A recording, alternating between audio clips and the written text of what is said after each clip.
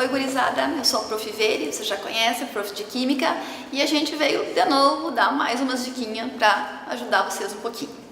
Vamos falar um pouquinho de funções inorgânicas, tá? Como é que se reconhece uma função inorgânica? Existem 4, os ácidos, as bases, os sais e os óxidos. Lembrar que os ácidos tem que ter, vai possuir o cátion H+, no início da fórmula.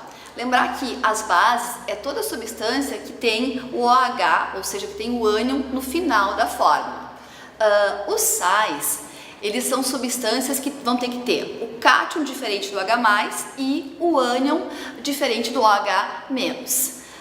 E um óxido, eu reconheço que tem que ser um composto binário, somente 2 elementos, e o último elemento, o elemento mais eletronegativo, tem que ser o oxigênio. Relembrando de novo, um exemplo de ácido, H2SO4, o H, lembra? Bases, NaOH, finalzinho, OH. Sais, tem que ter, lembra? Cátion diferente de H+, ânion diferente de OH-.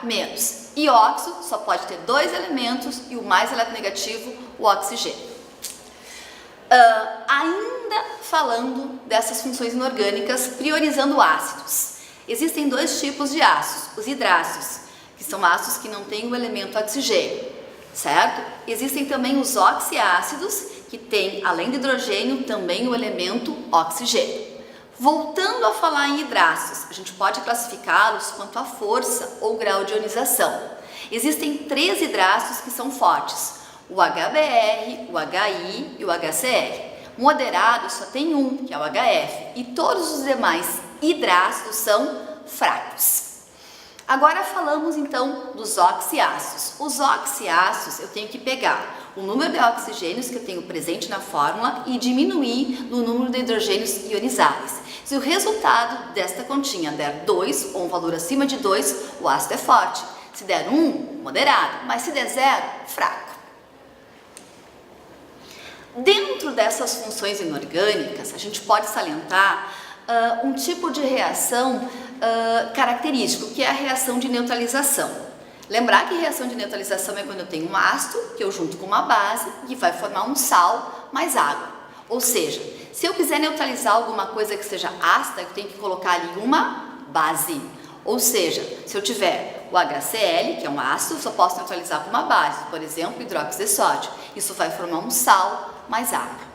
Por exemplo, se na natureza eu tenho um solo que está muito ácido, eu vou ter que neutralizar ele com uma base. Pode ser uma base tipo hidróxido de cálcio, tá? Que é a cal hidratada. Pode ser também um sal de reação básica, tipo o calcário, ou ainda pode ser o óxido de cálcio, tá?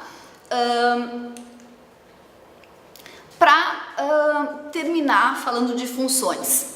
Como é que se faz para dar nome para um sal? Um sal que no caso é um sal halóide. O que é um sal halóide? Um sal que não tem o elemento oxigênio. Por exemplo, o NaCl. A gente pega o ânion, que é o Cl, acrescenta a terminação eto, mais a preposição de e coloca o nome do elemento que está na frente, que normalmente é o metal. O exemplo que eu dei, NaCl, ânion, com a terminação eto, cloreto. D, o nome do elemento da frente, Na, que no caso é o sódio.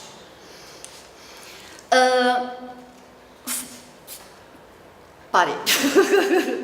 Tá, de novo. Seguindo nossas dicas, vamos falar então de balanceamento de equações.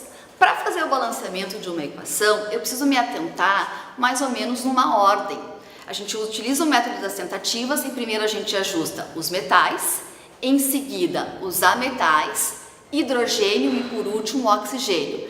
Normalmente o oxigênio se ajusta sozinho, isso falando somente em balanceamento de equações.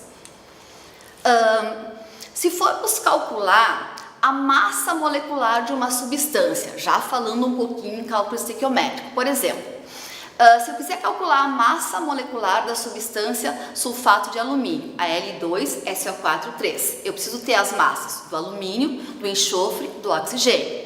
Só que nessa fórmula do sulfato eu tenho 2 alumínios, então eu vou ter que multiplicar 2 vezes a massa dele, que é 27, isso vai dar 54.